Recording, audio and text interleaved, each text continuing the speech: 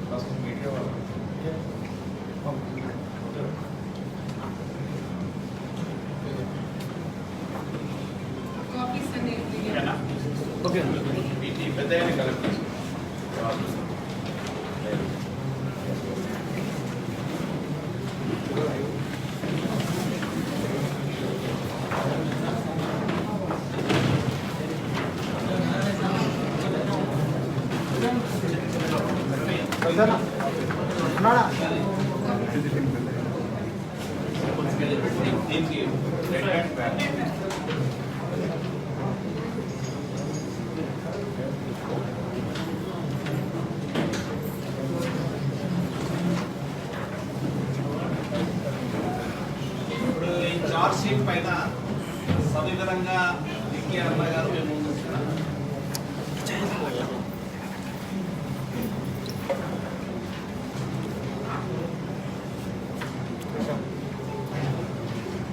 Media మిత్రులందరికీ నమస్కారం. నాతో పాటు మీడియా సమావేశం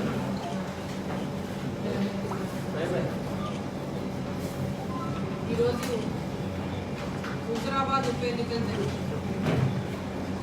ఇంకొక 5 రోజుల్లో ఎన్నికలు జరగబోతున్నాయి. ఈ సందర్భంగా హుజురాబాద్ లో టిఆర్ఎస్ ప్రభుత్వం కేసీఆర్ గారు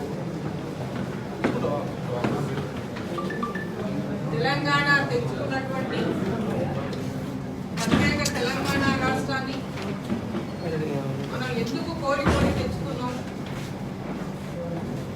కోరి తెచ్చుకున్నటువంటి తెలంగాణలో ఈరోజు ఏం జరుగుతా ఉందనే విషయానికి వస్తే, ఈరోజు కోరి తెచ్చుకున్నటువంటి తెలంగాణలో ప్రజల ఆకాంక్ష మేరకు తెలంగాణ పాలనని అందించకుండా బంగారు తెలంగాణ అనేటువంటి పేరుతో తెలంగాణ మొత్తాన్ని దోచుకుంటూ ఒక అవినీతి, అహంకార, అసమర్థతమైనటువంటి ప్రజా వ్యతిరేక పూరితమైనటువంటి ఒక ప్రభుత్వాన్ని ఈరోజు అందిస్తున్నటువంటి విషయం హుజురాబాద్ నియోజకవర్గ యొక్క ప్రజల సాక్షిగా ఈరోజు బీజేపీ పార్టీ యొక్క చార్జ్ షీట్ ని విడుదల చేస్తాం. ముఖ్యమంత్రి గారికి అనేక ప్రశ్నలు ఉన్నాయి, 1 కాదు 2 కాదు, ఒకటో చేయడానికి ఏదైనా కానీ ఆయన గారు తెలంగాణ రాష్ట్రం వచ్చినాటి నుంచి ప్రతి ఒక్కరిని మోసగించడమే,